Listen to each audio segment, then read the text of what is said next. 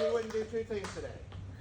He said he would not holler, and he would not cry. So he's not going to. Now that I don't know about, maybe. But anyway, You never know. Coach Camp came into our lives with the Hope Center a few years back, and he speaks at all of our events. So when we go skating or we go bowling or whatever we do, whether it's just in a restaurant or whatever, he speaks to our kids, and he invests in them. He actually wrote the screenplay for my movie. He just handed it to me today. I don't know who in the world would do something like that and say, I need to write, God told me to write your screenplay. And it's like, here it is. I'm like, very special human being, very fired up, very passionate, and we love Coach Camp. Whenever we do an event, the kids are like, is Coach Camp coming? Is Coach Camp coming? Because they love hearing from him. So Coach Camp, without further ado, help me welcome Coach Camp. Hey, look, I got to tell you guys something. God is very intentional. Yes. Okay? First of all, Yes, he is. Stacy, man, let me tell you something. This matters. This matters. Okay? I'm going to break both rules. I'm going to cry and I'm going to be loud. All right? This matters so much because we're investing. We are a team. We are a community. Everybody that's in here, we're investing in each other. Being here and being a part of this matters. So don't think for a second you weren't supposed to be in this room today. Take something from it. Every single person that's about to speak is going to have something you can use, I promise you. So just tune in for a few hours. Listen up, because I promise you there's going to be something that's going to change your life today. I believe that 100%. I'm not going to take a lot of time. Stacy, I love you to death, guys. You and Mr. McKinney, y'all are like my brothers. And Derek, I ain't leaving you out, dog. Y'all are my brothers. Y'all have put this thing together, and this is amazing. So I'm going to throw out 7 leadership tenets. I've thought about this. As a leader, going into the school, whenever I started teaching as a professor at college, whenever I was in the military, when I was on the fire department, I started thinking back to some of the people that invested in me, and I wanted to think about what were the things that they did that made a difference. What was it that molded them, that made them a better person, and not only made themselves a better person, but made everybody around them a better person. And the first thing that I noticed was hard work. If you're going to be a leader, you got to be willing to work hard. What does that mean? That means everything you do, you've got to give your best at.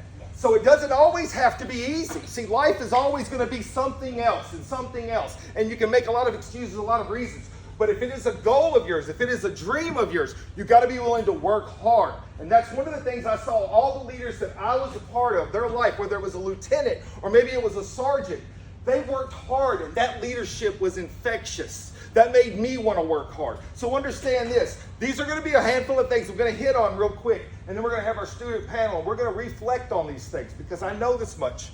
Everybody has something to bring to the table. Yes. The other thing that came to me was facing fear.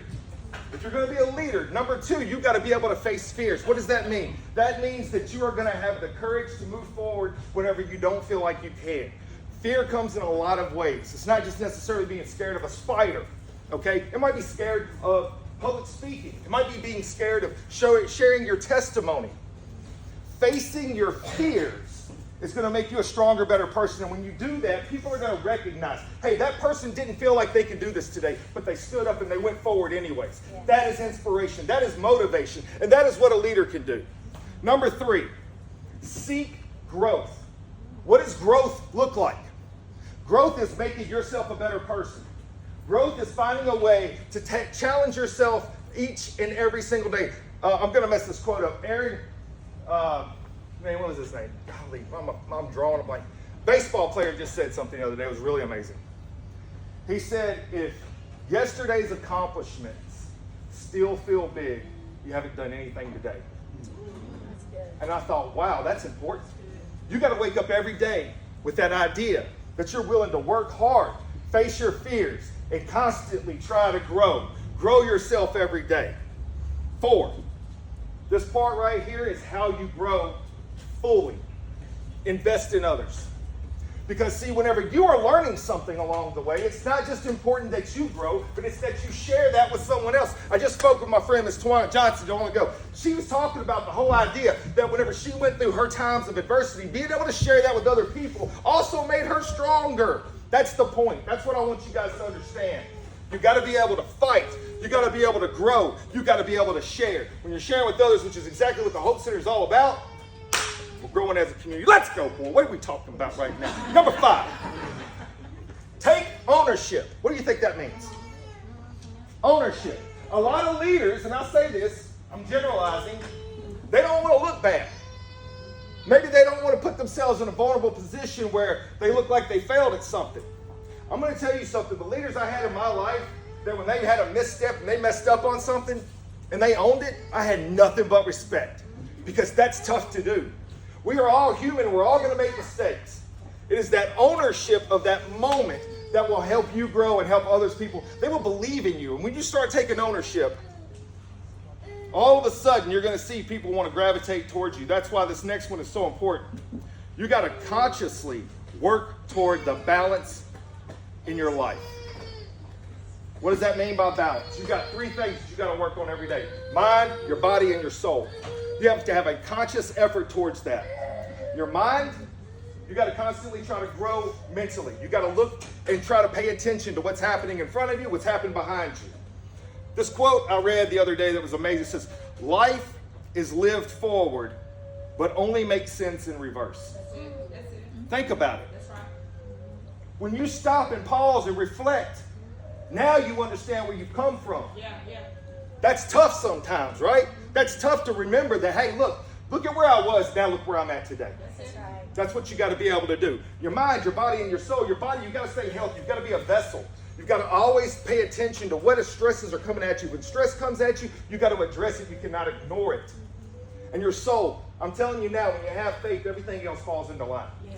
When you have somebody that you know that you can believe in, when everything is going wrong, you can sit back and have that faith in God that you know this will work out. That's right. It's just a storm that you're going through. That's right. The last piece, number 7. Leaders, I wish I could write better. Oh, okay, now I can see what I wrote. Leaders have an intentional mindset. Last thing, that's my number 7. You have to have an intentional mindset. In other words, it's okay to wake up and not have everything figured out. Yeah. But you need to have a goal. You need to have something you're working toward.